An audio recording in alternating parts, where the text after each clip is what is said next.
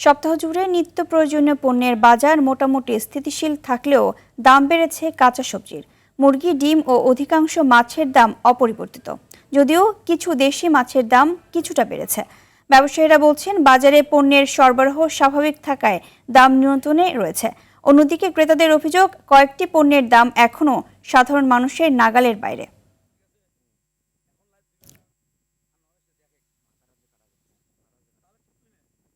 দর্শক, এই মুহূর্তে কারওয়ান বাজার থেকে সরাসরি যোগ দিচ্ছেন সহকর্মী মিশুক হাওলাদার। মিশুক, বাজারের পণ্যের সরবরাহ কেমন দেখছেন জানাবেন।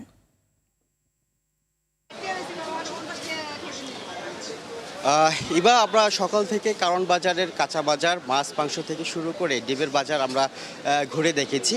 সেখানে আমরা যেটি দেখতে পেলাম যে মাছ মাংস দাম অপরিবর্তিত থাকলেও কিন্তু কাঁচা বাজারের দাম কিন্তু কিছুটা বেড়েছে।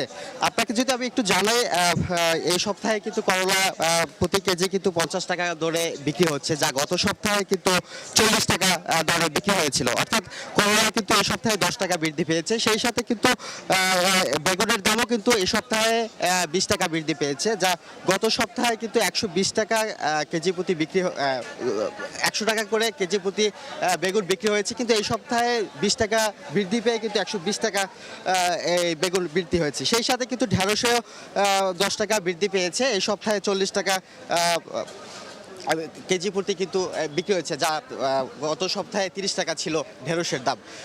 সেই সাথে কিন্তু আমরা এখানকার বিক্রেতাদের সাথে আমরা কথা বলেছি। তারা যেমনটি জানিয়েছেন যে পণ্য সরবরাহ, প্রান্তিক পর্যায় থেকে যে পণ্য সরবরাহ সেটি কিন্তু স্বাভাবিক থাকলে কিন্তু এই দাম কমে আসবে। সেই সাথেও এখানের ক্রেতারা বলছেন যে তারা যেমনটি দাবি করছেন যে সরকারের তরফ থেকে যে নিয়মিত বাজার মনিটরিং থাকলে কিন্তু এই পণ্যের দাম কমে আসবে।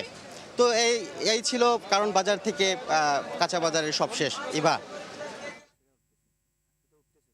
ধন্যবাদ আপনাকে।